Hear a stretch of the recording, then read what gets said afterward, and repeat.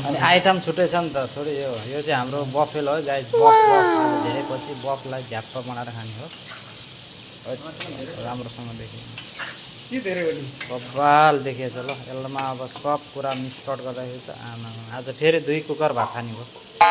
हाम्रो छुट्टै चटनीको लागि टमाटर उसिन्दैछ। उसिन्दै पोल्दैछ टक्ने बुढा। यहाँ सुकेको खुर्सानीलाई टक्क धुलो बनाएर कुट्नुपर्ने अवस्था आयो।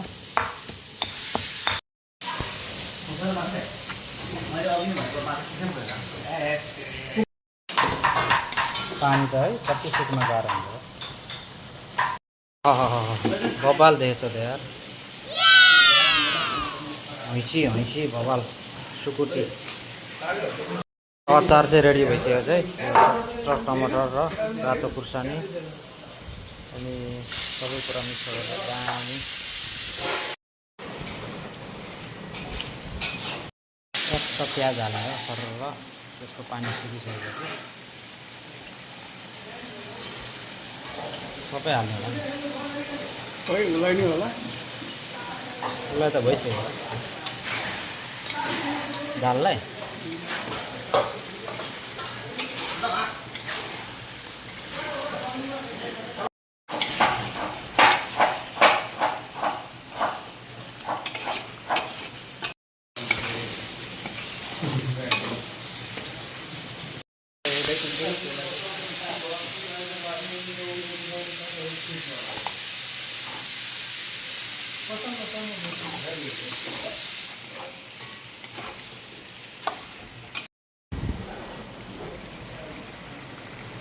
मसला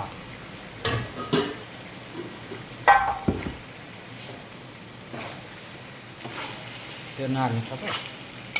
उसलाई चाहिएन दाललाई त थोरै त्यो यो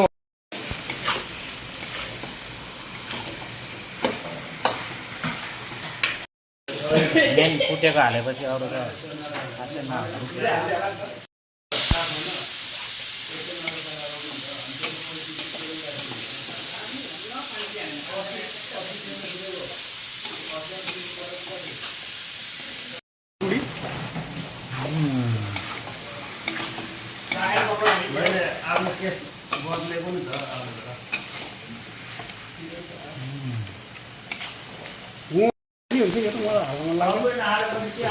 त्यो त हल्का उ गरे बफाउने मात्रै हो क्या। यसलाई भुट्नु पर्दैन।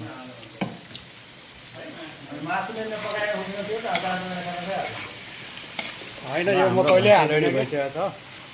राखियो पनि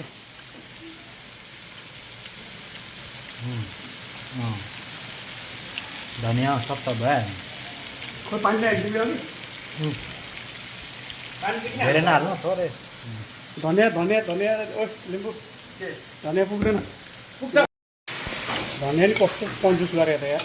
बनाएर खाएको अलिक मजाले अलिक मजाले खानुपर्छ क्या। ल्याउनु पर्दैन त अघि। हाम्रो भैँसी रेडी भयो। म आएको चाहिँ उठाउँ कि ढक्कन लगाएर चट्ट हाम्रो भैँसी चाहिँ रेडी भयो। अब यसलाई चट्ट छोपिदिने हो।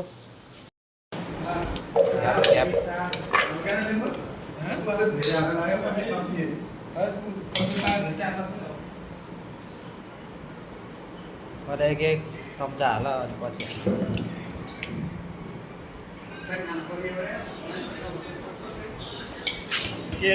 नजिक नहालेर टाढा हाल्नु।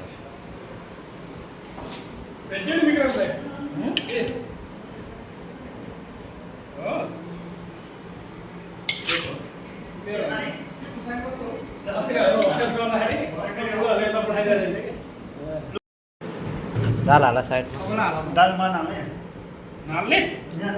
अझ एक डाँडा हाल।